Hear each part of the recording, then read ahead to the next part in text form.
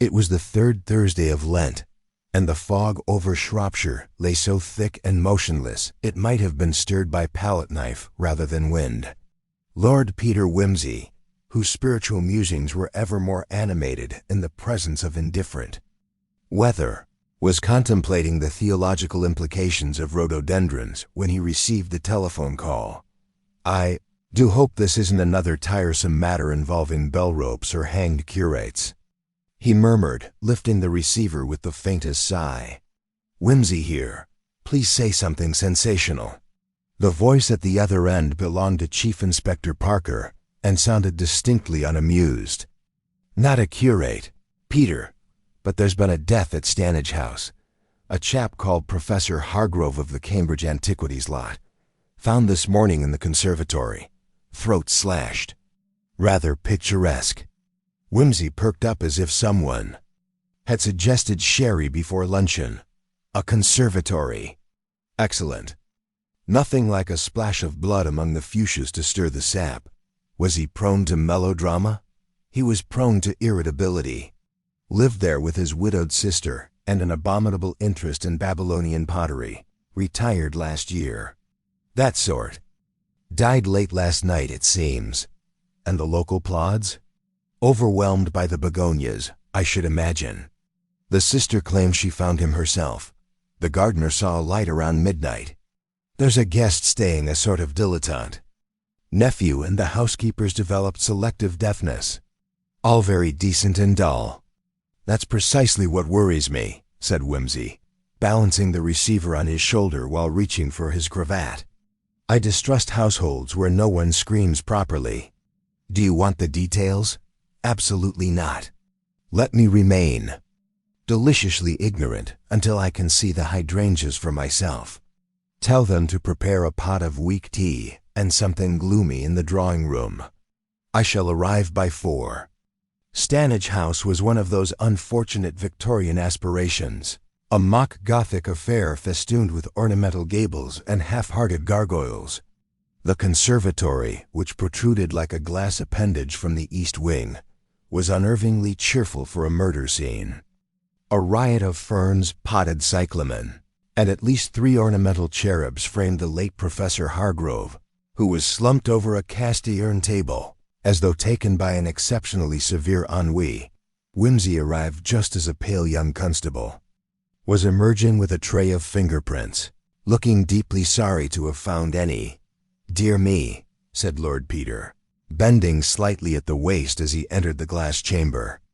"A man must be thoroughly disagreeable to die among so many healthy plants." The corpse, it must be said, had not improved with daylight. The throat wound was clean, decisive, suggesting a rather cold-blooded temperament behind the blade. Professor Hargrove's hands were limp upon the table, and a broken teacup had fallen near his elbow. The room was warm, almost cloying, with the lingering scent of stephanotis and blood. Not much of a struggle, offered Inspector Braithwaite, who had arrived from Shrewsbury and was already regretting it. Likely someone he knew. Or admired his orchids, Wimsey said lightly, pacing the tiled floor. "Tell me, has anyone corrected the vicar's Latin yet?" "No? Oh, very bad sign." He paused, knelt, and adjusted the professor's slipper with a fingertip. One's last moments should always be spent in comfortable footwear. "Odd," he added, glancing at the polished floor beneath the table. "No drops, but quite a lot of mud near that lemon tree." "I assumed it was the gardener," said Braithwaite. "He says he came in early this morning to water the foliage. Found the door locked from the inside. Miss Hargrove had to fetch the spare key." "Did she indeed?" Wimsey mused. "What time does one normally unlock a conservatory? Before or after the orchids have contemplated original sin?" The inspector made a sound not unlike a groan. Wimsey rose, dusting his knees. "I suppose I ought to meet the bereaved and the botanically inclined. And after that, perhaps we shall take a quiet stroll through the professor's study. The dead, I find, are never half as interesting as their filing systems." He straightened his jacket, then turned back with a sparkle behind his monocle. "Oh, and Inspector, yes?"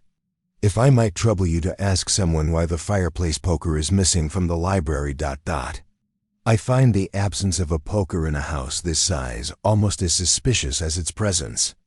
And with that, Lord Peter Wimsey, amateur sleuth, bibliophile, collector of early Italian lutes, and reluctant nobleman, departed the conservatory with the languid poise of one who had just deduced something utterly trivial and quite possibly fatal. It was a peculiarity of Stanage House that it managed to feel both drafty and claustrophobic, a feat achieved largely by its peculiar architecture and the moral temperament of its inhabitants. The hallway, through which Wimsey now strolled at a thoughtful pace, was lined with portraits of obscure military cousins and Hargrove ancestors of doubtful virtue, all of whom appeared to be suffering from the same gastric uncertainty. Miss Clemency Hargrove, the professor's sister and sole cohabitant until last night's unfortunate truncation, awaited him in what the family insisted on calling the morning room, though it had not seen true sunlight since Edward VII's last respectable mistress. She was a small woman of indeterminate age, composed largely of wool, bone, and a hard Protestant disapproval. Wimsey, whose instinct for discomfort in others rivaled a bloodhound's scent for foxes, noticed at once the uncreased hands, the untouched tea tray, and the eyes fixed rather too steadily upon the crack in the wainscoting. "You are Lord Peter," she said, as though he had taken the wrong pew. "Entirely at your service," he said, bowing with languid exactitude. "Though I do warn you, I'm frightfully bad at condolences before luncheon. May I sit?" She gestured wordlessly, and Wimsey lowered himself onto a chair that had clearly been purchased for its capacity to induce sciatica. He surveyed the room-lace antimacassars, a shelf of somber theology, and a rather fine grandfather clock ticking. 5 minutes slow. "My brother," she said at last, "was not a man widely liked, but he was respected." Wimsey nodded.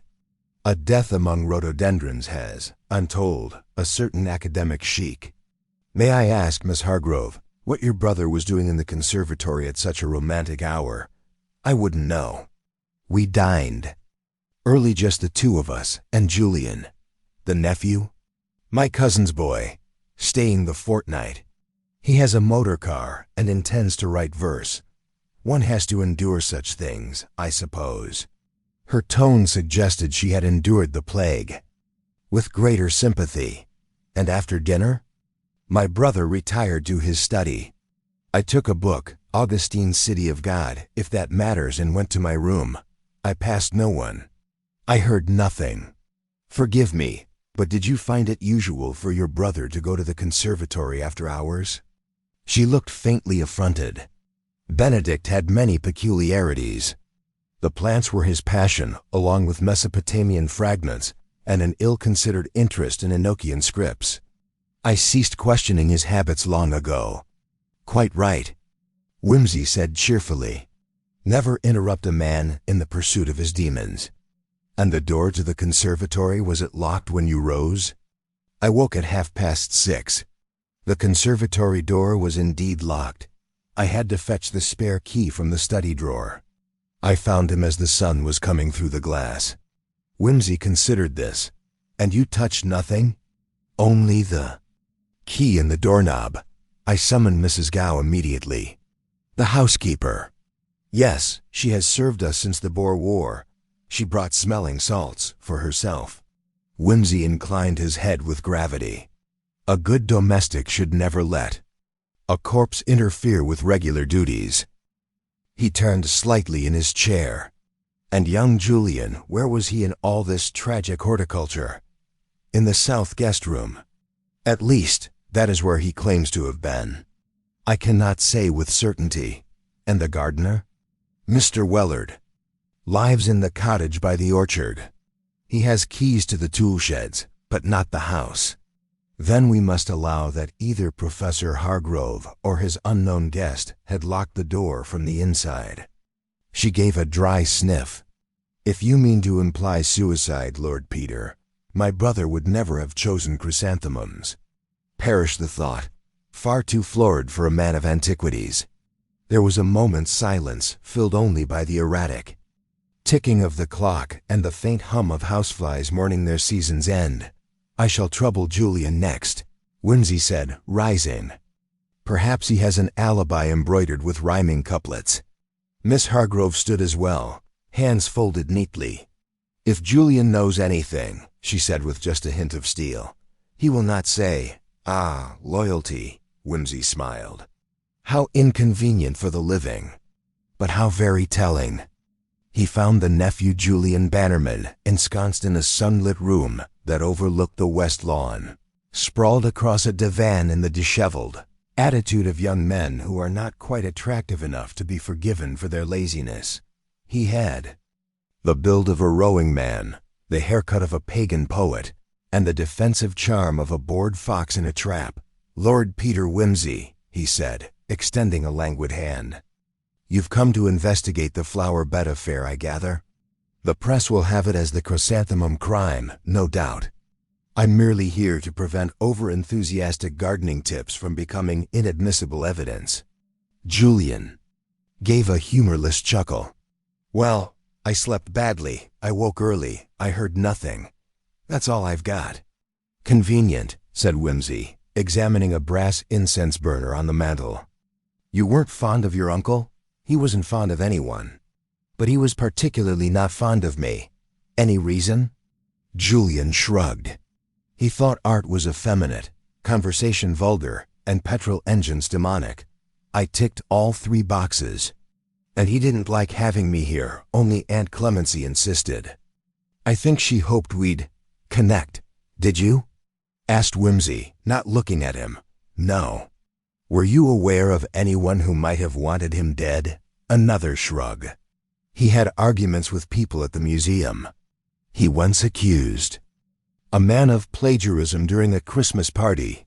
As for here, well, nobody visited, unless you count the parson and the man who delivers gin. Did your uncle drink?" "Only metaphysically. But he ordered it for guests, not that we had many." Whimsy turned from the mantelpiece.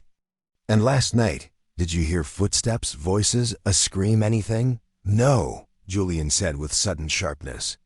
"And if I had, I'd say so." "Even if it were yours?"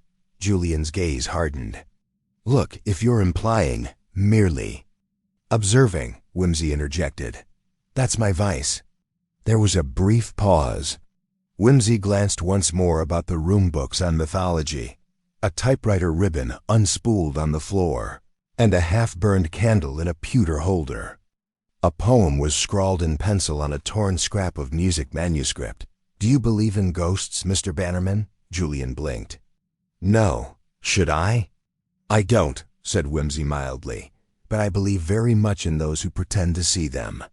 He left the young man glowering into his teacup and made his way toward the kitchen. Mrs. Gow, as advertised, was round, ruddy, and profoundly suspicious of any man who had read Greek for pleasure. She met Whimsy's approach with folded arms and the sort of stare reserved for underdone roasts. "No," she said firmly before he had opened his mouth. "I didn't hear anything. I don't go prowling after 11. I lock up the pantry, I take my sewing, and that's that." "Marvelous," said Whimsy, a woman of principle. "And principles always make the best witnesses. I didn't witness nothing." "Not even something?" she sniffed. "Mr. Hargrove had his ways. Locked himself in at night. Didn't like folk fussing. Kept his own key. But I'll tell you this, he weren't right this past week." "Oh?" "Jumped at sounds. Said someone had been through his desk. Started keeping the blinds drawn. And he burned a letter in the parlor fireplace 2 days ago. I saw the ash thick as pudding flour." "Did you now?" said Whimsy, eyes sharpening. "And did he say who it was from?" "No, but he muttered. Said she's back. That's all." "She?" Mrs. Gow looked uncomfortable. "Well, could be anyone, couldn't it?" "Indeed," said Whimsy, rising. "Anyone at all. Including someone no longer in the habit of being seen." He left the kitchen with the scent of boiled ham in his nostrils and something far less wholesome in his thoughts. A locked room. A dead man in the conservatory. A vanished poker. Mud by a lemon tree. And now, a letter burned to cinders, and a mysterious she, returning from who knows where somewhere beneath the rhododendrons something had been planted. And Lord Peter Wimsey, as ever, intended to unearth it. The path to the conservatory was lined with dull red paving, stones, and the melancholy sigh of box hedges in the wind. Lord Peter Wimsey strolled it slowly, hands clasped behind his back, head cocked as if listening to some half-forgotten fugue. A gardener's barrow leaned against the glass exterior, sprouting weeds like a grotesque horn of plenty. The door, once locked, now hung ajar on its hinge, a small detail that irked him more than he cared to admit. Inside, the conservatory retained a sort of funereal charm. The humid air carried the fading scent of orchid blooms and overwatered ferns, and a thin layer of ash still clung to the blackened bricks where the poker had once been used to stoke warmth into an aging boiler. A constable had cordoned off the immediate vicinity of the corpse's former resting place, though the chalk outline, Wimsey noted, was both unnecessary and poorly drawn. He stepped delicately across the flagged floor, his gaze wandering to the lemon tree by the south wall. The muddy boot print remained, though slightly smudged now. It was small, too small, he thought, for Professor Hargrove, whose shoes in the hall cupboard resembled coracles. "Have you something useful for me, Parker?" Wimsey murmured as the sound of footsteps emerged from the other door. Detective Inspector Charles Parker, short, sturdy, and neat as a hymn book, raised his eyebrows as he entered. "Only that the doctor confirms death occurred between 10 and midnight. Blunt trauma to the head. No fingerprints on the poker, wiped clean, of course. And the doors? Study key and conservatory key both found where Miss Hargrove said they'd be. Locked from the inside, windows shut tight." "Marvelous," said Wimsey. "Our murderer is evidently a magician. Houdini with homicidal tendencies." Parker looked round the room. Strange place to commit a murder. No sign of a struggle. Either it's as if he was just waiting here. "Or lured," said Wimsey softly, reaching into the leaves of the lemon tree and plucking something that did not belong. He held it up. A scrap of black velvet ribbon, no more than 4 inches long, frayed at one end. He turned it in his fingers, noting the faint scent clinging to it, not the scent of garden soil or citrus, but something vaguely chemical, floral. Manufactured. Parker moved closer. Women's accessory? Quite possibly. A collar ribbon or part of a hat. Certainly not Hargrove's, who was more tweed than taffeta. "I fancy it's rather a damning little bauble, though. One doesn't often find ladies' wear in lemon trees by accident." He tucked it into his pocket and turned toward the west door. "Let's try Wellard." The gardener's cottage stood half sunk into the orchard rise, a tidy affair with a roof like a drunkard's cap and geraniums that looked faintly accusatory. Mr. Wellard was a gaunt man, his face pinched like a scolded child's, and he regarded Wimsey's arrival with the tight-lipped despair of someone who had long predicted this sort of trouble from rhododendrons. "I told him the glass panes were loose," he said, before either man had spoken. But the professor never listened, always fiddling with the damned windows himself. "I said, 'One of these days you'll catch your death in there.' And what did he do? Caught it, that's what."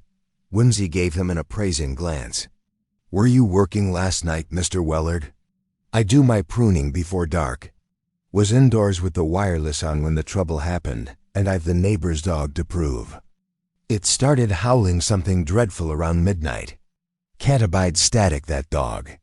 "And you didn't see or hear anyone near the house?" "Only young Julian about dusk. Come down from the terrace and walked past the camellias like he was being chased by Dante himself." "What time?" "Well before 9. Had a cigarette behind the potting shed. I could smell it. Turkish, I think. He doesn't inhale much." "Very good of you to notice." Wimsey's smile was dry. "And what do you make of the family? Too many secrets, not enough gardening." The professor had books on witch signs in the greenhouse, and Miss Clemency watches people when they don't know it. As for the young man, he listens to music with no tune and leaves bottles where foxes can knock them over. Excellent. One last thing, Mr. Wellard. Do you recall anyone visiting the house recently? A woman, perhaps? The gardener's eyes narrowed. There was someone, now you say it. Wednesday. I saw a motor car by the front gate. Red proper job, not some local jalopy. Woman with dark hair and gloves like a duchess. Didn't come in, though. Just sat. Then left. And the professor? Stood at the parlor window for a good half hour after, pale as the ivy. Shut. All the blinds. That's when he stopped talking. Whimsy nodded slowly. Thank you. You've been exquisitely horticultural. They returned to the house as the clouds conspired to make silhouettes of the trees. Whimsy stopped once more in the conservatory before making his way to the professor's study, a dim, wood-paneled room that smelled of dry paper and faint anxiety. Clemency had said her brother kept his own key, but the drawer that held the spare had been unlocked. Whimsy examined it now. It was the sort of drawer that expected secrets, felt-lined, with a hidden compartment under the pencil tray.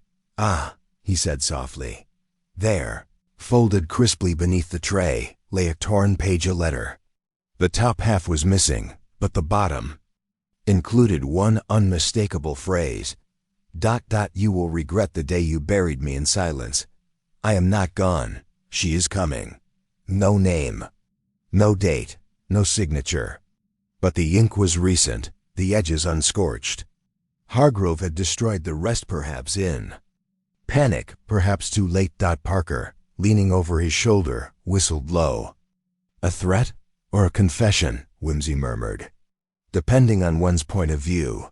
Do we know whether the professor had any romantic entanglements? Nothing obvious. Never married. Distant relations think he was peculiar. Spent most of his life between digs in Iraq and academic seclusion. Then someone has dug up a ghost. He slipped the paper into his inner pocket and turned back toward the door, pausing at the threshold. His gaze swept once more across the bookcases, the decanter stand, the unused fireplace, and then settled on a peculiar object atop the far desk. A stone figurine of Mesopotamian style, carved in what appeared to be obsidian, its face worn into a half smile. He brought that back from your, Parker said. They say it gave a curator night terrors. I don't doubt it, said Whimsy. But I suspect its true horror lies in what it fails to say. A bell clanged distantly through the house, the clatter of luncheon being laid, or the end of another futile interrogation. Whimsy straightened his cuffs. We have a young man with no motive and no alibi, a dead scholar with a burned letter and a ribbon in his greenhouse, and a woman who visits but never speaks. Add to that a set of locked doors, a vanished poker, and a gardener with opinions on cigarettes, and I should say we are perilously close to a rather satisfying headache. Parker sighed. So what's next? Next, my dear Charles, said Whimsy with relish, we go rummaging through what the good professor didn't destroy. And I rather think a chat with the local vicar may reveal more than scripture. If our mysterious lady returned to Stanage, someone must have seen her. And if no one did, well, that's even more telling. He paused, then added, almost as an afterthought, and someone will have to fetch Julian. I've a few harmless questions about his shoes. The smile that followed was light, ironic, and just slightly predatory. Lord Peter Whimsy leaned back in the well-worn leather chair of the vicar's study, a faint smile tugging at the corner of his mouth as the Reverend Augustus Mallory fidgeted with his gold-rimmed spectacles, clearly uncomfortable beneath the detective's scrutinizing gaze. The room was lined with books of theology, hymnals, and the inevitable dusty volumes of ecclesiastical history, their spines mottled with the passage of time and the occasional dab of candle wax. The faint scent of beeswax polish and lavender lingered, lending the room an oddly comforting austerity. Do forgive my candor, Reverend, but I find your parish curiously active in the social undercurrents of Stanage," Whimsy remarked with mild irony, glancing at the neat stack of parish newsletters and reports on local charity events. "There are whispers, you understand, of tensions, rather unseemly for a place so rich in pastoral tranquility." Reverend Mallory cleared his throat, hands clasping and unclasping nervously. "It is true, Lord Peter, that Stanage has seen some disturbances lately. The murder of Professor Hargrove has unsettled many, but underlying this is an old dispute between certain families over the ownership of land and the future of the conservatory grounds. Ah, the question of property. Such a reliable motive for the destruction of one's neighbor." Whimsy's eyes gleamed behind his pince-nez. "Might I ask, has there been any recent correspondence or legal wrangling concerning this?" "Indeed, there has been correspondence," the Reverend admitted, producing a sheaf of letters tied with a faded blue ribbon. "I confess, I was not directly involved, but the matter was brought to my attention as a concern for community harmony." Whimsy fingered the papers, noting the delicate handwriting and official stamps. A struggle for control, then, cloaked in the civility of ink and paper. Anything more personal? The vicar hesitated, then leaned forward, voice dropping slightly. "There was talk of a woman, Miss Isabel Crowley, a distant relative of the Hargrove family. She arrived unannounced a few days ago, seeking to reclaim what she claimed was her birthright. Her presence was not well received. Miss Crowley," Whimsy mused aloud. "The mysterious visitor seen arriving in a red motor car, no doubt. A woman with gloves like a duchess, if our gardener's testimony is to be trusted." Reverend Mallory nodded. "She kept mostly to herself, but there was something unsettling about her. The servants whispered of strange noises at night, and she was often seen wandering the grounds at odd hours." "Superstitious types," Whimsy said dryly. "Or perhaps merely the imagination running wild in a place of glass and shadow." "And did she have contact with the professor?" Parker interjected from the doorway, where he had entered silently. "Listening. That is the curious part," the Reverend replied. "She never met him face to face, at least not publicly. But there was correspondence letters passed through. Intermediaries.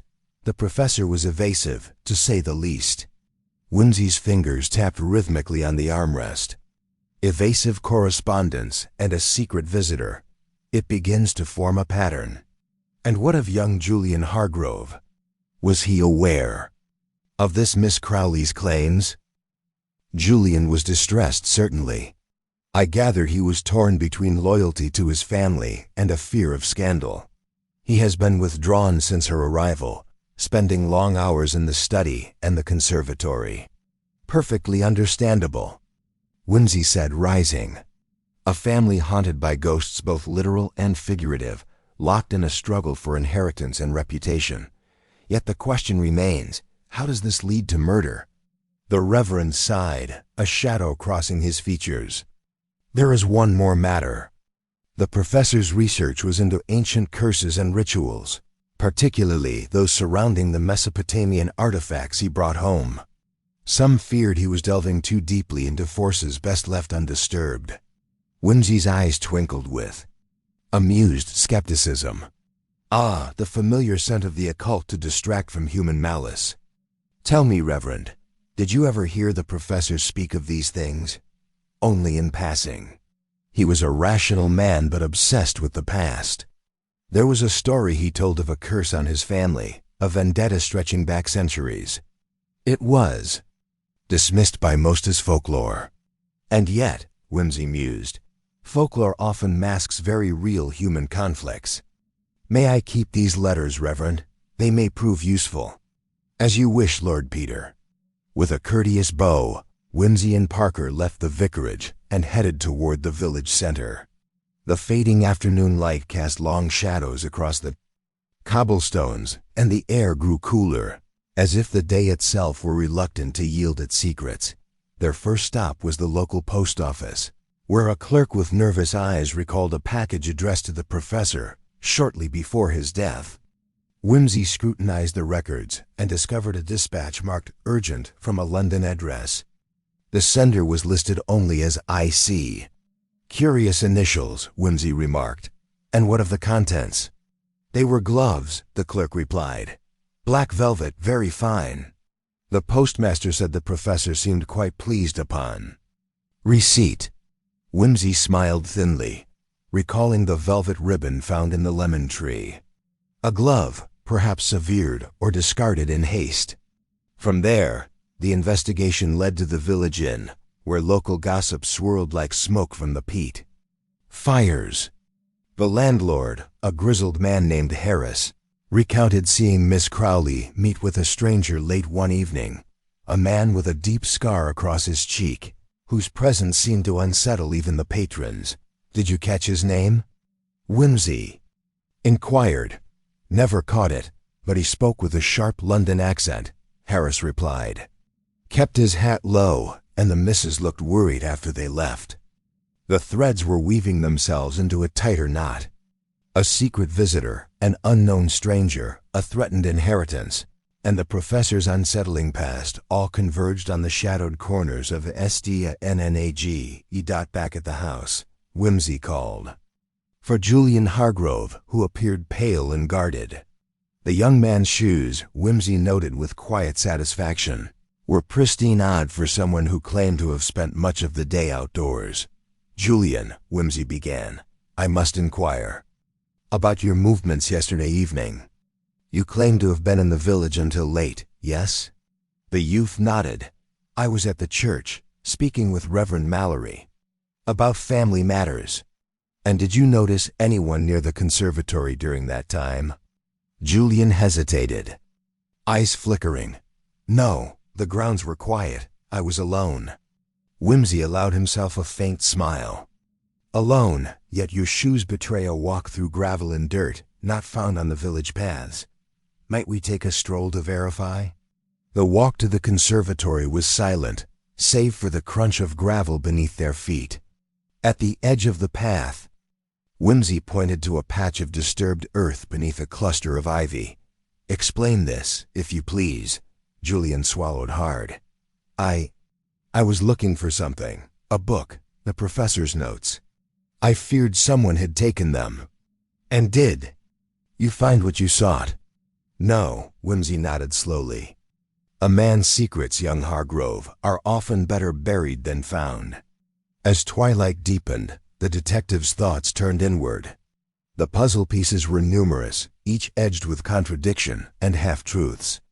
Yet beneath it all was a simple human heart, driven by fear, desire, and the unrelenting grasp of the past. The night would be long, and the shadows in Stanage deeper still. But Lord Peter Whimsy was content, for in the patient gathering of whispers, the smallest detail would soon speak with the loudness of thunder.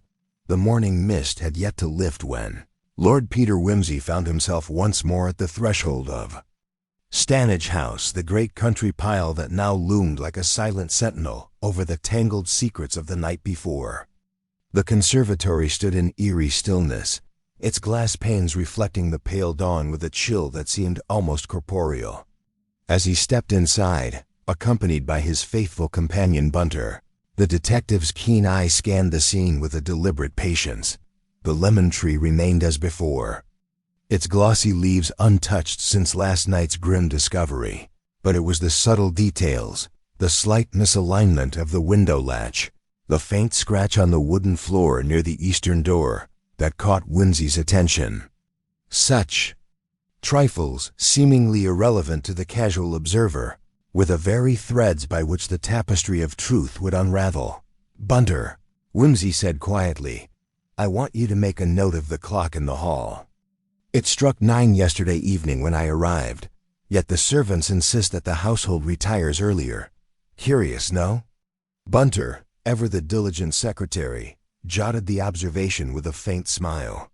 A strange hour for such vigor, my lord. Whimsy's eyes twinkled. Indeed, and yet we must consider the reliability of such testimony.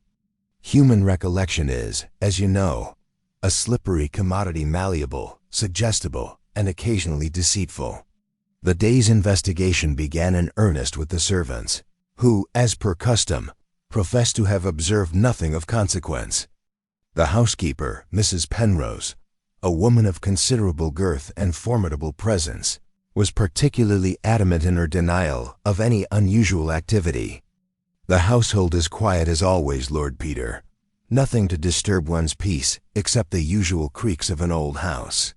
Yet beneath her protestations, Whimsy detected the faintest tremor of unease, a subtle tightening of the mouth as if biting back a secret. It was the kind of physical tic that speaks volumes when words fail. Her gaze flicked ever so briefly to the closed doors of the conservatory before she caught herself. "And the other servants?" Whimsy inquired gently. "Have they noticed anything out of the ordinary? Sounds, perhaps? Visitors after hours?" Mrs. Penrose's eyes darted towards the kitchen door. "Well, the new footman, Thomas, did mention hearing footsteps late last night near the west wing, but he was uncertain whether it was a prowler or the wind playing tricks. Wind and footsteps often companions in old houses." Whimsy's voice was laced with dry amusement. "And yet, such a detail merits further inquiry." Turning to Thomas, a pale youth with a nervous disposition, Whimsy's manner softened. "Young man, might I ask you to retrace your steps for me? Precisely when and where did you hear these footsteps?" Thomas swallowed hard. "It was near the west corridor, my lord, just after 9 o'clock, I think. I was returning to my quarters, when I heard the sound soft at first, then a sudden scuffle." Whimsy nodded, mentally plotting the time against the clock's chimes. "And did you see anyone? A shadow, a figure, anything at all?" Thomas shook his head. "No, my lord. It was too dark, and I dared not linger." A faint smile crept across Whimsy's lips. Caution, a virtue most commendable, and prudence, in these matters, an indispensable ally. With the servants questioned, Whimsy directed his attention to the peculiar detail of the conservatory window left ajar. It was not the sort of thing that simply happened by accident, especially on a night when the temperature had dipped uncomfortably low. Bunter pointed out a faint smudge on the windowsill, a patch of dampness inconsistent with the weather conditions. "It looks as if someone has recently handled this window," he observed. "The marks are fresh." Whimsy's gaze sharpened. "An entry or an exit, no doubt, but from which direction?" Together, they surveyed the garden beyond the conservatory, noting the dense ivy that crept up the walls and the uneven cobblestone path that wound through the rows bushes. A set of footprints marred the soft earth near the eastern side, a narrow shoe tread, the imprint faint but discernible. "Interesting," Whimsy murmured. "These tracks are too slender for the gardener's boots, and the depth suggests a lighter weight. A woman's shoe, perhaps." Bunter nodded. "Could be Miss Crowley's, my lord." "Miss Crowley?" Whimsy echoed thoughtfully. She who appeared as a spectre from the past, unsettling the present with her claims and mysteries. A call from the kitchen interrupted their musings, and they were soon joined by the butler, Mr. Smythe, a man whose severe countenance bore the marks of many years spent in service. His voice was measured, and his tone one of reluctant cooperation. "Lord Peter, there is a matter I must raise." The professor kept a locked cabinet in his study, a cabinet that appears to have been tampered with. "The key is missing." "A locked cabinet?" Whimsy's interest deepened. "Might I see it?" Led to the study, Whimsy inspected the cabinet, noting the fine scratches around the lock, evidence of a recent forced entry. Inside were scattered papers, some torn, others hastily replaced, a chaos suggestive of a desperate search. Among the documents was a fragment of a letter, bearing the faintest trace of a wax seal broken in haste. The handwriting was hurried, the ink smeared as if by nervous hands. "An unfinished message," Whimsy observed. "Could this be the link we require?" Before he could examine further, Smythe produced a small parcel wrapped in brown paper. This was found hidden behind the false back of the cabinet. Inside was a folded map of the conservatory grounds, annotated with cryptic symbols and notes in the professor's hand. A small wooden box accompanied the map, its contents unknown until carefully opened. Inside the box were several ancient coins and a tiny amulet, fashioned in the style of Mesopotamian art, the very artifacts the professor was said to have studied. Obsessively, Wimsey examined the amulet closely, noting a tiny inscription on its underside. A talisman, no doubt, but of what significance? Bunter consulted a reference book on Near Eastern antiquities. It is said to represent a protective spirit, my lord. But I suspect the professor's interest was more scholarly than superstitious. Scholarly, yes, but obsession often walks hand in hand with irrationality, Wimsey mused. And obsession has a peculiar way of inviting danger. Their attention was drawn by a sudden commotion in the hallway. Miss Crowley had arrived, her figure slender and resolute despite the early hour. Her eyes met Wimsey's with a guarded intensity. "Lord Peter," she began, "I understand you are investigating my late relative's death. I wish to cooperate fully." Wimsey inclined his head politely. "Your presence here is, in itself, a statement. Pray, tell us what you know of the professor's recent activities." She hesitated, then spoke with measured calm. "He was on the verge of a discovery, a manuscript hidden within the conservatory walls, I believe. Something that would alter the understanding of our family history." "Indeed?" Wimsey's tone held a hint of skepticism. "And did this discovery cause anyone distress?" She glanced toward the study. It frightened him. He spoke of curses and retribution, but I think he feared the consequences of unveiling. Truth some preferred buried. As the morning light grew stronger, the pieces continued to fall into place, each revelation layered atop the last like the bricks of the ancient walls surrounding them. The puzzle, complex and multifaceted, began to reveal the outlines of a motive, an opportunity, and a secret long held in shadow. Yet, as always, Wimsey knew the devil was in the details. The seemingly irrelevant misplaced clocks, forgotten footsteps, a misplaced glove would soon speak volumes. For in the quiet village of Stanage, beneath the veneer of civility, the truth awaited its unveiling, cloaked in the fog of deception and human frailty.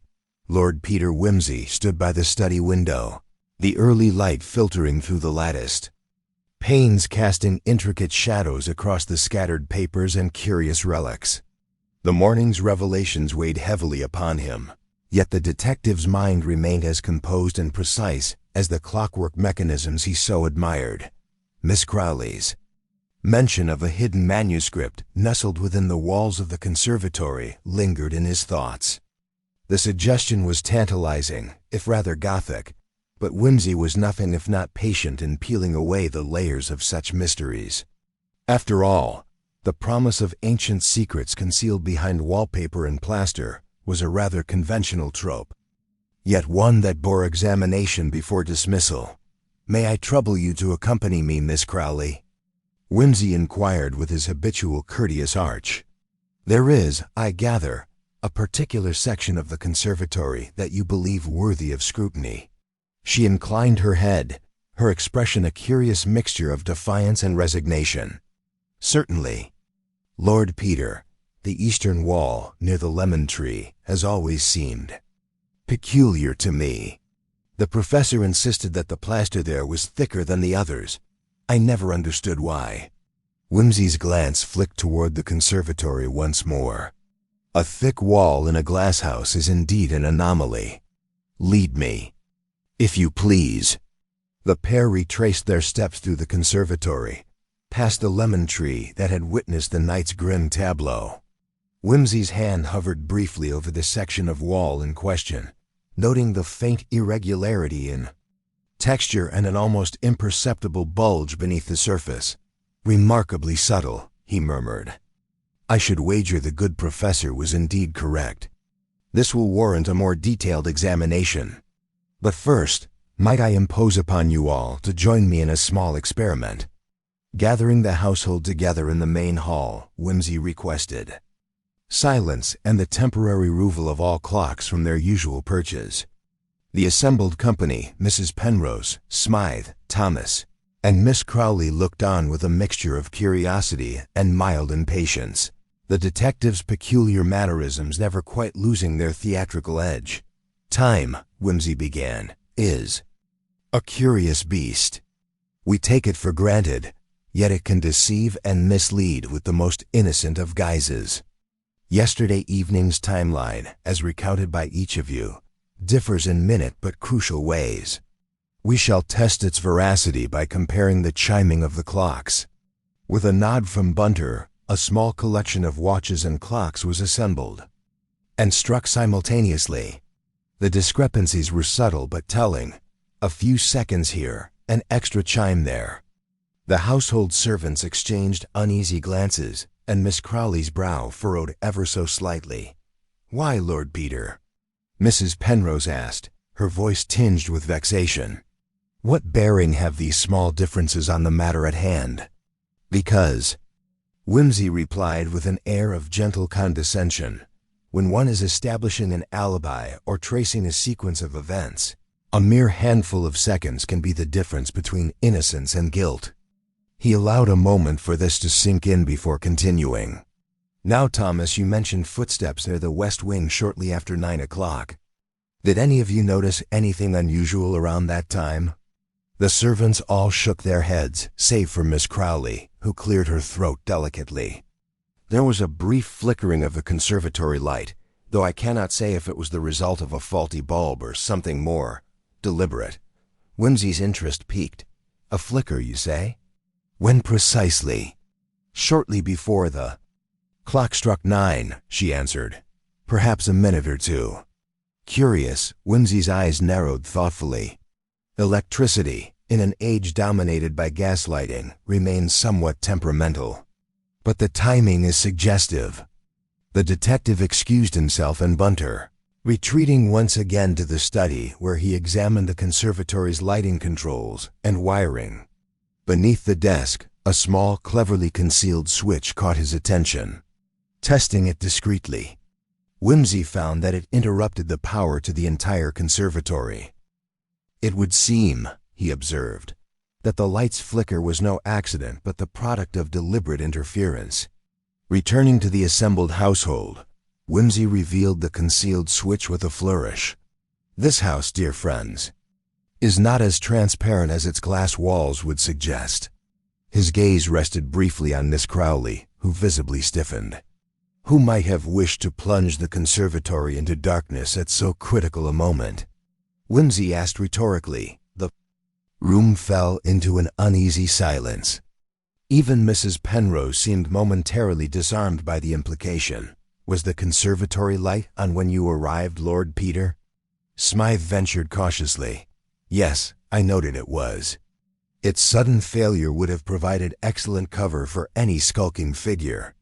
Yet our mystery man was caught unawares, or so we must conclude." With that, Whimsy moved to the window and pressed his ear against the thick glass. "Listen, the air is still. But imagine, if you will, the sound of a hurried footstep, a rustle of leaves, a whispered word." He straightened and turned. "All of these things are elements of a story that must be told with precision. Let us now return to the map found in the professor's cabinet." He spread it across the table, pointing to various cryptic annotations.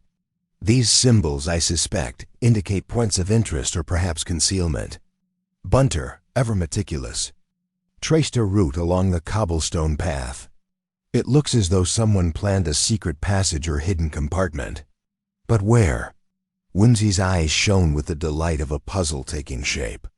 "There is a misplaced tile in the conservatory. Floor near the lemon tree. I noted it last evening, but its significance was unclear. I shall examine it more closely." On hands and knees, he probed the edges of the tile, finally pressing it firmly. With a faint click, it shifted, revealing a narrow cavity beneath. Inside lay a small, dust-covered notebook, its pages brittle with age. Opening it carefully, Whimsy read aloud a few entries. The professor's meticulous handwriting spoke of ancient rituals, family curses, and warnings against revealing certain truths. Here, Whimsy said, is the kernel of motive. Not gold, nor jewels, but fear of the consequences of unearthing the past.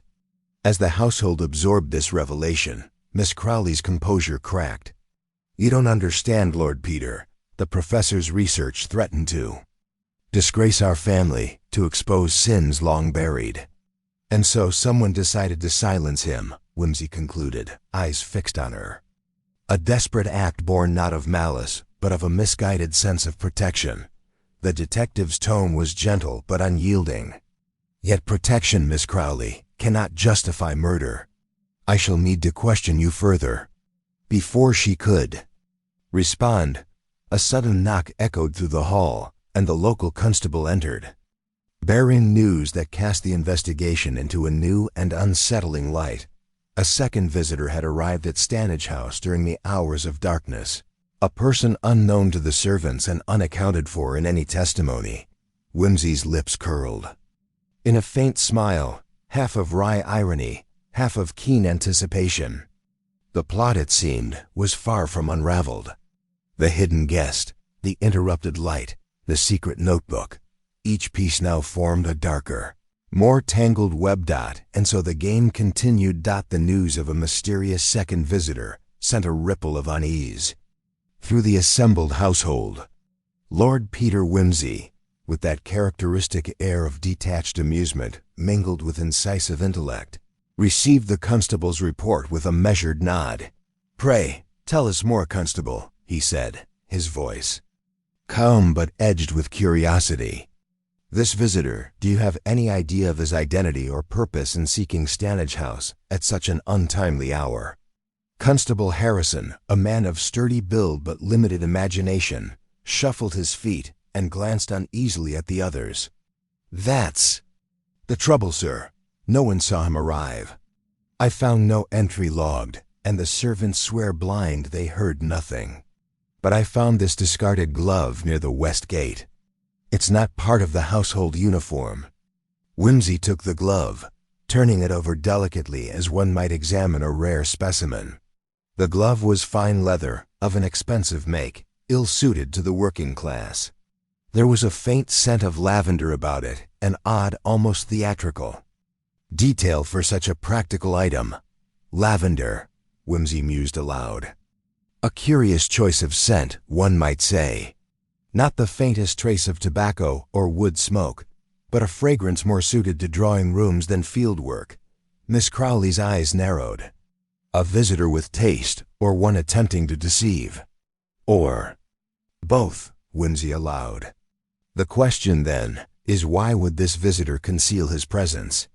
And what was his purpose in approaching the house under cover of darkness? Mrs. Penrose, who had been uncharacteristically silent, ventured, "Might he have been here to retrieve something? The professor's notebook, perhaps? Or something else the servants have yet to mention?" "That is a reasonable supposition," Whimsy acknowledged. "Yet it strikes me that the timing is crucial. The visitor arrived at a moment when the conservatory's light was flickering and a murder was being discovered. The coincidence seems far too neat to be accidental." He turned to Miss Crowley, fixing her with a gaze that was at once kindly and penetrating. "You seem to know more than you admit, my dear. There is a hesitance in your manner that betrays a mind at war with itself. Pray, do not assume that silence will protect you." She swallowed hard, but her composure returned swiftly. "I have no secrets from you, Lord Peter. I only ask for patience, for the truth is more tangled than it appears." Whimsy inclined his head. "Very well. Then let us consider what we know and what remains to be uncovered." He pulled the map from the table once more, its creases and smudges testament to hours of scrutiny. The professor's annotations hint at a secret route, possibly a passage or hidden compartment. The displaced tile and notebook beneath the conservatory floor bear witness to his obsession. But we must now look beyond the tangible. What of the motives that drive men and women to such extremes? The detective paced slowly, hands behind his back, eyes occasionally flicking to the faces of those present. Jealousy, fear, revenge, guilt, these are the true engines of crime. Money and status are but their drab accessories. He paused by the hearth, where the fire's glow lent a flickering warmth to the room's austere decor. Take, for instance, the clock discrepancies we observed earlier. A few seconds gained or lost might seem trivial, but to a man crafting an alibi, these are the threads upon which his story hangs. Our unknown visitor must have been aware of such details, else how to evade detection? Mrs. Penrose frowned, wringing her hands nervously. But if someone wished to kill the professor, why linger in the house afterward? Surely flight would be immediate. Whimsy smiled thinly. Not always. Some are compelled to linger, either by guilt or by a desire to witness the outcome of their deed. Others seek to manipulate, to steer suspicion away from themselves by planting false clues. He moved toward the door, gathering his coat and hat. We shall examine the grounds again, this time with an eye to hidden entrances or overlooked exits. Bunter, you will accompany me. Miss Crowley's gaze followed them with a faint glimmer of hope or perhaps apprehension. I shall remain here, Lord Peter, should you require further assistance. Outside, the morning had thickened into a damp, overcast day. The garden paths were slick with dew, and the hedges loomed dark and secretive. Whimsy's footsteps were quiet but purposeful as he and Bunter began a meticulous survey. Notice, Bunter, Whimsy whispered, the absence of any footprints near the west gate, yet the glove was found there. A contradiction worth noting. Bunter nodded, squinting into the shadows. Could it have been placed there deliberately, sir? A red herring to mislead the investigation? Precisely. And the scent of lavender on the glove, it is a flamboyant touch, unlikely to be coincidental. As they circled the property, Whimsy's attention was drawn to a small iron gate, partly obscured by climbing ivy. It was unlocked, and when pushed gently, creaked open to reveal a narrow path winding toward the back of the estate. This, perhaps, was the visitor's ingress and egress, Whimsy mused. A secret route known to few. Following the path, they came upon an ancient, neglected chapel ruin, its stones blackened with age and moss.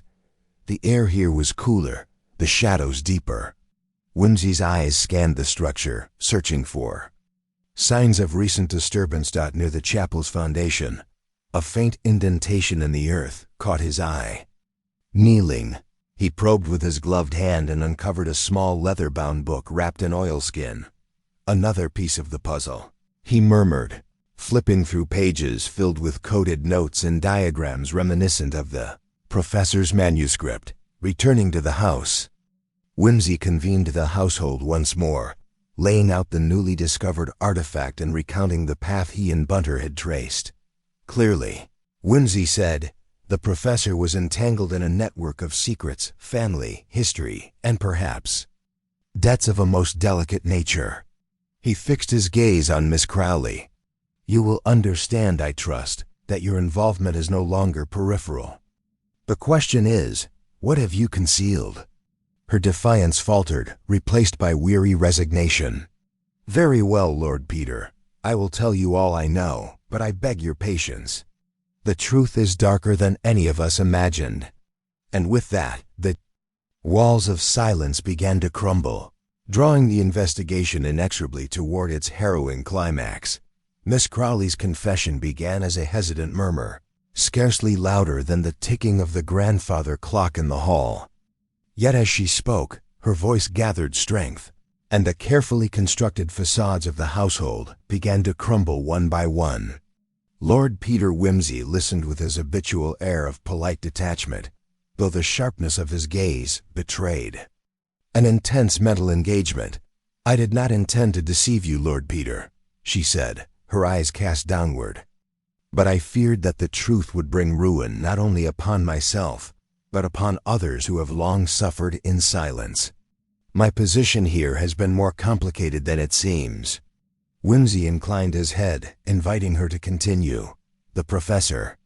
And we shared more than just the formal acquaintance of master and housekeeper. Years ago, when I was but a young woman employed elsewhere, I discovered his secret, a second identity, a shadow life that he led away from Stanage House. He was not merely a scholar, but also a man deeply entangled in debts and dangerous acquaintances. He feared the exposure of these affairs would destroy his reputation. Indeed, Whimsy murmured, it is a curious aspect of human nature that many prefer to hide their debts and indiscretions behind layers of respectability. Pray, do go on. She took a breath and pressed on. A few months ago I found letters that he had hidden in a false bottom of a drawer in the conservatory. They were from a man named Neville Carruthers, a name unknown to anyone here, though apparently quite significant in the professor's other world. Whimsy's fingers tapped rhythmically on the edge of the table. Neville Carruthers, you say? I dare say we shall come to know more of this gentleman shortly. The letters spoke of sums owed, threats veiled between polite words, and a final demand for a meeting at Stanage House, near the ruins of the chapel, Miss Crowley said, voice trembling slightly. I feared what might come of it and told no one. The detective's eyes narrowed thoughtfully. And this visitor, then, was likely Mr. Carruthers himself, come to collect or to settle accounts of a less than amicable nature. Precisely. She replied, I wished to protect the professor, but he did not share my caution. He seemed determined to face whatever threat this man posed. Courage, or perhaps folly, Whimsy mused, glancing toward the window where the garden lay shrouded in mist. And yet, such knowledge places us closer to the motive. The question remains, who besides Mr. Carruthers would benefit from silencing the professor? Mrs. Penrose, who had been listening from the corner, finally spoke. You mentioned debts and threats, but what of family? The professor's nephew, Mr. Philip Stanage, had always seemed eager to inherit the estate. Had he not? Miss Crowley gave a faint, bitter smile. Yes, and Philip's temperament has never been entirely stable. But I would not hasten to condemn him without proof. He has his faults, but I believe this is something darker. Whimsy, however, was more circumspect. Character and motive are but the beginnings of a deduction, Mrs. Penrose. Let us not allow assumptions to cloud the clear light of fact. He turned again to Miss Crowley. Tell me about the meeting at the chapel. You say the professor was determined to meet Carruthers. How was the meeting arranged? I found no direct correspondence indicating a meeting place or time, she admitted. It was as if the professor intended to confront him without preamble. Perhaps he hoped to surprise Carruthers or deter him by sheer force of presence. An unwise gambit, Whimsy observed dryly, yet one that speaks volumes about the professor's frame of mind. They spoke late into the afternoon, piecing together the fragmentary evidence, Miss Crowley's revelations, fitting like new tiles in a mosaic that revealed a darker picture beneath the genteel veneer of Stanage House. Whimsy's mind, always restless, then turned to the strange inconsistencies that had troubled him since his arrival. The clocks, the shifting light in the conservatory, the peculiar silence of the servants, and the oddities of soundproofing all seemed less like random quirks and more like deliberate design. Miss Crowley, he said thoughtfully, you mentioned the professor's secret life and his entanglements. Did he ever mention soundproofing or structural alterations to the conservatory? She hesitated, then nodded. Yes, he once told me that the conservatory was his sanctuary for study, shielded from prying ears and distractions. He even experimented with soundproofing. He had the walls insulated with heavy drapes and special window seals. Fascinating, Whimsy murmured. It would explain why the struggle in the conservatory did not raise alarm sooner. The thick drapery would muffle even the sharpest cry. He stood and moved toward the window, gazing out over the estate. The gathering dusk turned the trees to specters against the gray sky. And yet, the professor's voice must have carried to someone, surely? Only to the one who was inside the room with him, Miss Crowley answered. It is why I believe the murderer was familiar with the house, its secrets, and the professor's habits. Whimsy turned abruptly. Bunter, have you noticed anything amiss among the servants? Any sudden absences or changes in demeanor since last night? Bunter shook his head. Nothing overt, sir. Though I did note that the kitchen maid, Elsie, seemed unusually nervous. She arrived late this morning and was trembling when asked about her whereabouts. An intriguing detail, Whimsy said. We must speak with Miss Elsie post-haste. He found Elsie in the scullery, wiping her hands on her apron with an air of desperate composure. Whimsy's manner was gentle but unyielding. Miss Elsie, might I have a word? She nodded, lips pale. Yes, sir. Your tardiness this morning has raised some eyebrows, Whimsy began. Might you explain? She swallowed hard. I was out in the gardens early, sir.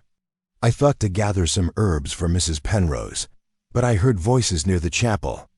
Two men talking, one sounded angry, the other desperate. I didn't mean to eavesdrop, but I couldn't help overhearing part of their conversation. And what did you hear? Whimsy asked, his tone steady. Words about money, debts, and a final warning, something about the debt to be paid in blood.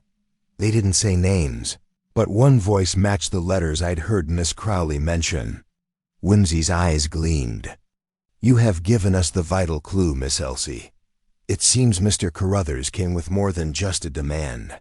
He brought a vendetta. Returning to the drawing room, Whimsy pieced together the strands of conversation.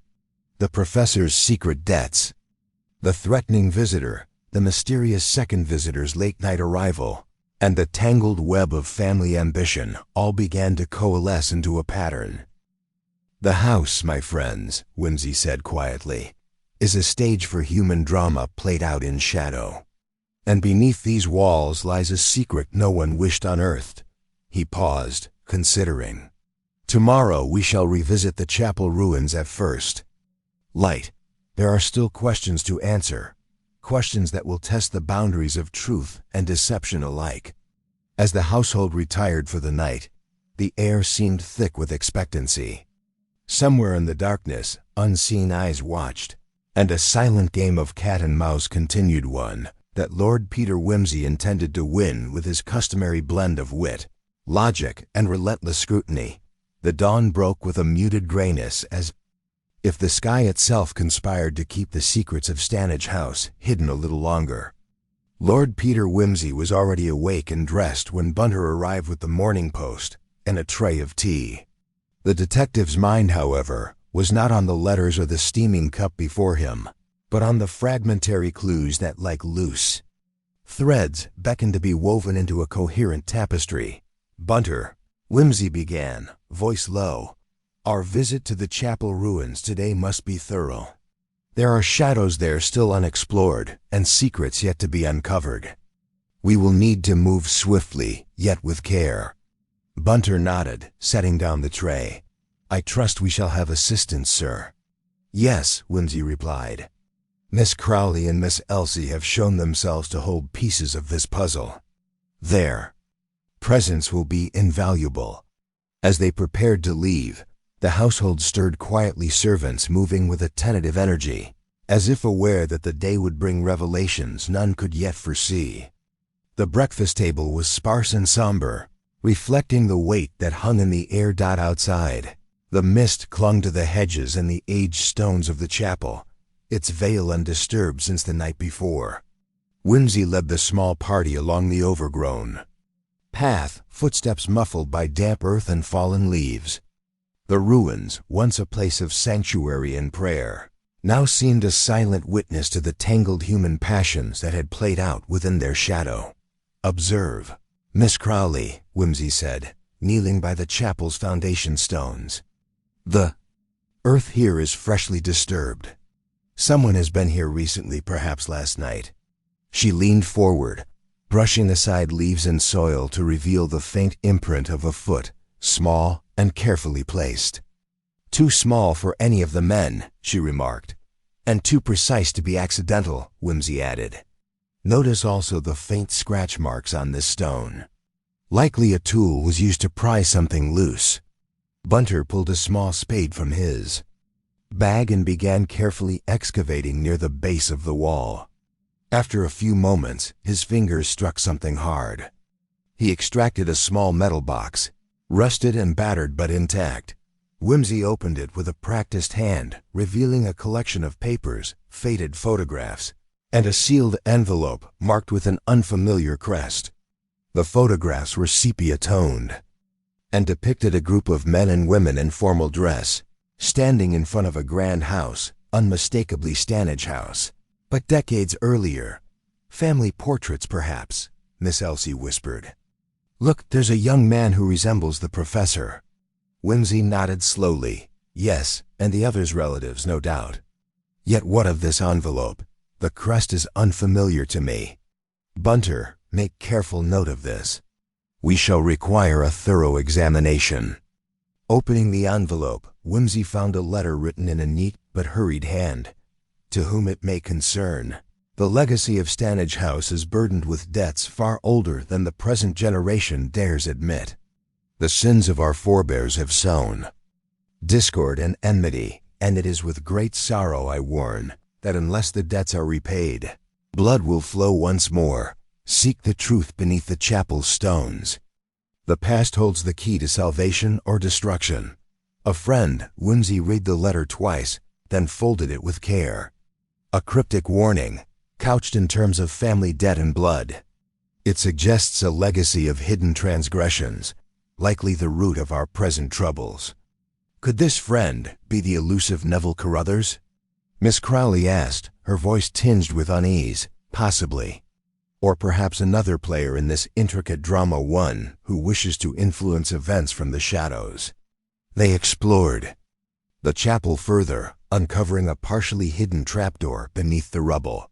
With some effort, they cleared the stones and pried it open, revealing a narrow staircase descending into darkness. Whimsy produced a small lantern, its flame flickering uncertainly as he led the way down the steps. The air grew cooler, damp and musty, filled with the scent of earth and forgotten time. At the bottom, they found a small crypt, its walls lined with niches and a dust-covered sarcophagus in the center. More papers and small objects were scattered across the floor, suggesting a hurried search or concealment. Among the debris, Whimsy found a leather-bound journal, its pages brittle but legible. He began to read aloud. April 12, 1915. The burden grows heavier each day. The family's debts are not merely financial but moral. Father's dealings with Carruthers have stained our name. I fear retribution will come, swift and merciless. Should these secrets see light? The group listened in silence, the gravity of the words sinking deep. The journal belonged to an ancestor of the professor, a man caught in the same web of debts and danger decades earlier. History repeating itself, Whimsy said quietly. Or perhaps a curse passed down through generations. Miss Elsie looked pale but determined. There is more here, sir. The professor must have known. He found a way to confront the past, but the price was his life. Whimsy closed the journal. We are closing in on the heart of this mystery, but many questions remain. Who else in the family knew? Who stood to gain by silencing the professor now? As they ascended back into the daylight, the mood was somber but resolute. The secrets buried beneath the chapel were only the beginning, and the true reckoning awaited at Stanage House. Returning inside, Whimsy gathered the household. I thank you all for your patience and candor. Tomorrow we shall continue the investigation, focusing now on those who might have had both the motive and means to commit this terrible act. His gaze lingered on Philip Stanage, who sat stiffly in a corner, eyes wary. Mr. Stanage, you will understand that such questions are necessary for justice. Philip's jaw tightened. I am prepared to answer, Lord Peter, but I warn you, there are truths in this house that may unsettle even the most patient mind. Whimsy inclined his head. Then we must face them together, for only by confronting the darkness can we hope to bring light. As the afternoon waned, the house settled into an uneasy quiet. Outside, the first raindrops began to fall, pattering softly on the ancient stones and the tangled gardens. Within those walls, the intricate dance of suspicion, fear, and revelation moved ever onward, drawing all closer to the moment when truth would at last be laid bare. The evening drew its deepening, shadows like a curtain around Stanage House, and Lord Peter Wimsey stood by the study window, gazing thoughtfully into the encroaching darkness. The rain had ceased, leaving the grounds glistening with dampness and the faint scent of wet earth and old stone. The investigation had reached a critical juncture, and the quiet hum of the house belied the tension that coiled beneath its surface. Wimsey's mind was occupied by the fragments unearthed in the chapel crypt, the ancestral journal, the enigmatic letter from a friend, and the undeniable suggestion that the sins of the past had bled into the present. Yet, the case remained stubbornly resistant to neat resolution. There were still shadows in the hallways of memory and motive, and tonight, he intended to cast light upon them. He was roused from his reverie by a soft knock, and Bunter entered, bearing a tray with the Evening Post and a modest supper. "Your tea, sir." "And a letter just arrived by special messenger from London." Wimsey raised an eyebrow. "A letter at this hour? Curious." Breaking the seal, he unfolded a sheet of fine stationery and read, "My dear Lord Peter, I trust this reaches you before matters become irretrievable. The truths you seek lie buried not only in stones and shadows, but in the hearts of those who walk Stanage's corridors. Beware the lure of the obvious.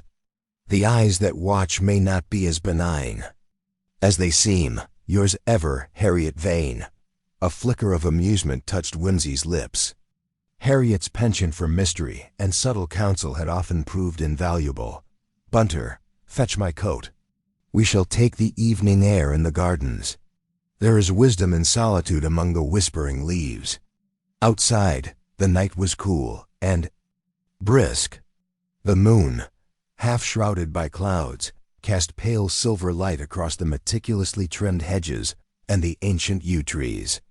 Wimsey paced slowly, each step measured, as if the rhythm might coax answers from the stillness. "The more one examines, the less the surface reveals," he murmured. "The professor's death is a prism, refracting many truths. Yet the key lies in understanding who stood to gain most, and who could conceal their movements with the greatest skill." Miss Crowley joined him, carrying a small notebook. "I have reviewed the statements once more, sir. There are inconsistencies that have eluded us, subtle contradictions in the servants' accounts, especially regarding the timeline around the death." Wimsey nodded. "Precisely. For example, the gardener's claim to have been in the east wing during the late evening conflicts with the absence of his boots from the mud near the conservatory door. And Mrs. Larkspur, the housekeeper, swore the west wing lights were all extinguished by 10 o'clock, yet a faint glow was noted by the chauffeur near the greenhouse at that time. "Strange," Miss Crowley said, frowning. "Why would anyone be in the greenhouse so late, unless it was to conceal something or someone, or to create an alibi?" Wimsey mused. "An alibi fashioned from light and shadow." As they walked, Wimsey's gaze fell on a peculiar detail: the great-grandfather clock in the hall, which stood silent and still, its pendulum frozen mid-swing. "This clock," he said thoughtfully, "has stopped at precisely 10:15, and yet none reported hearing its chimes during the evening." Miss Elsie, joining them quietly, spoke up. "I noticed that too. The clock was wound only in the morning, but it was not running during the evening meal or later." Wimsey's eyes brightened with sudden clarity. "Soundproofing. The suppression of noise, a deliberate effort to mask the moment of death." He paused beneath the gnarled branches of an old oak. "Consider the layout. The conservatory lies just beyond the east wing, near the greenhouse. Between them is the hall with the clock. If the clock's chimes were silenced, then the murder could have occurred without drawing attention. Yet," Miss Crowley pointed out, The gardener claims to have heard no disturbance when he returned at 11. Ah, but if the victim was killed by poison or a subtle means, the act might have been silent indeed. Or the gardener's testimony is false, Elsie suggested, a trace of bitterness in her tone. Whimsy smiled thinly. Precisely why we must tread carefully with statements. Everyone's truth is colored by fear, loyalty, or self-preservation. They returned indoors and made their way to the drawing room where Philip Stanage waited, his face drawn and pale. Whimsy invited him to join them. Mr. Stanage, Whimsy began with deliberate civility, I am afraid we must discuss some inconvenient truths. The inconsistencies in the timeline, the unusual behavior of the clock, and the cryptic history unearthed in the chapel all point to a carefully orchestrated plan. Philip's eyes narrowed. You think I had something to do with my father's death? Not yet, Whimsy said gently. But I ask, where were you between 10 and 10:30 last night? Philip's composure faltered for a moment, but he recovered quickly. In my study alone. Alone and unobserved? Yes, but I suppose that does not help my case. Whimsy studied him. You speak truthfully, I believe. Yet truth is a slippery thing here. He laid the letter from a friend on the table. This warns of debts and retribution. What debts do you speak of, Mr. Stanage, financial or otherwise? Philip looked down, voice quiet. My father's business affairs were complicated. There were outstanding loans and entanglements. But beyond money, there were family quarrels, jealousies, betrayals, things best left unsaid. Miss Crowley interjected gently. But these things are no reason to kill, surely. Sometimes, Philip replied. The reasons lie deeper than the surface. Whimsy turned to the others. It is clear that the professor's death is not a simple crime of passion or greed. It is the culmination of years of hidden strife. He rose and crossed to the mantelpiece, fingers trailing over the smooth wood. There is one final question before we retire for the night. The missing salver, the one used to serve the drinks. Last evening has not been accounted for. It was an ornate silver piece, quite distinctive. A flicker of surprise passed over Philip's face. I noticed it missing myself. Was it ever found? No. Interesting, Whimsy murmured. A missing object often signifies a concealed clue or a diverted suspicion. He glanced toward the window. Tomorrow we shall retrace the evening's movements, examine the household more closely, and confront these shadows with sharper light. Philip gave a weary nod. I shall cooperate fully, Lord Peter. As the others departed for their rooms, Whimsy lingered, hands clasped behind his back. The evening's discoveries had narrowed the field of possibilities, but the full picture remained elusive. In the quiet, he allowed himself a rare moment of reflection. The intricate dance of motives and alibis, the interplay of light and shadow, these were the tools with which he would dissect the mystery. The sins of the past and the secrets of the present were entwined, but logic and patience would unravel them, for in every tangled web there is a thread that, once pulled, reveals the pattern beneath.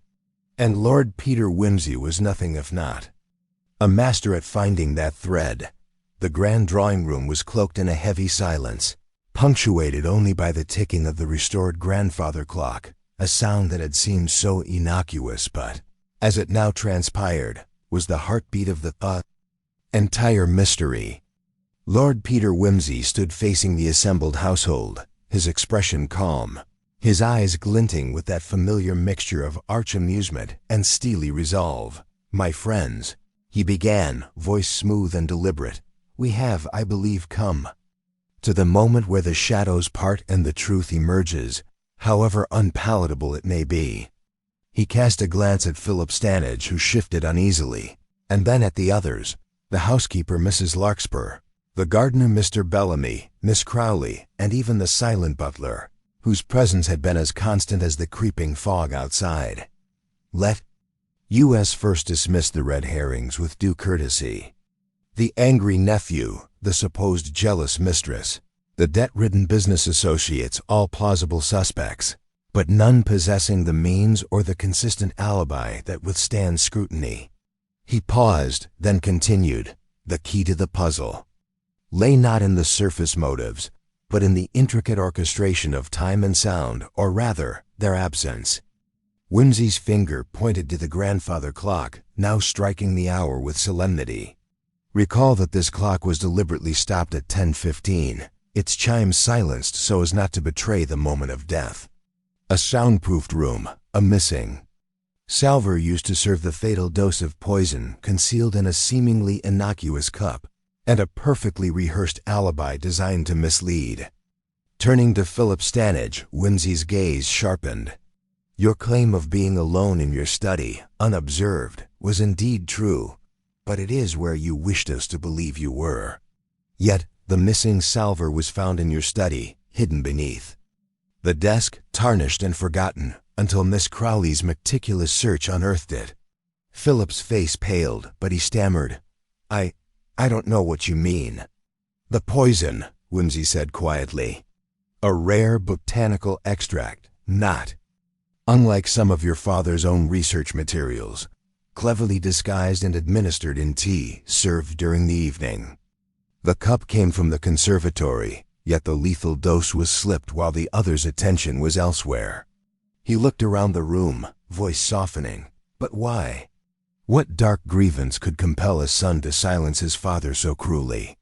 Philip's shoulders slumped, the mask slipping.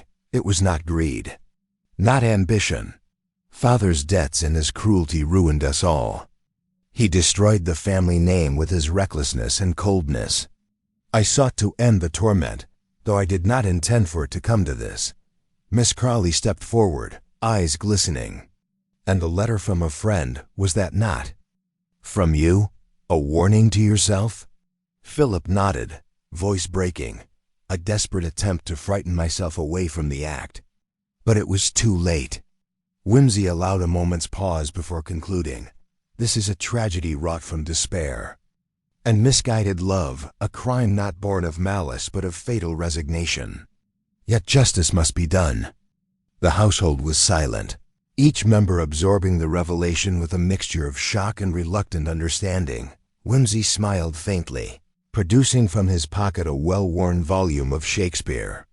"To paraphrase the bard, the fault, dear, Brutus, is not in our stars, but in ourselves. We are all architects of our fate." As the police prepared to take Philip away, Whimsy turned to Miss Crowley and Elsie with a final wry remark. "Now, my dear ladies, we may retire from this Gothic farce and return to the more comforting puzzles of London fog and cigarette ash." Outside, the storm had cleared. The moon shone brightly, illuminating the path back to civility, where light and reason would always outlast the darkest night.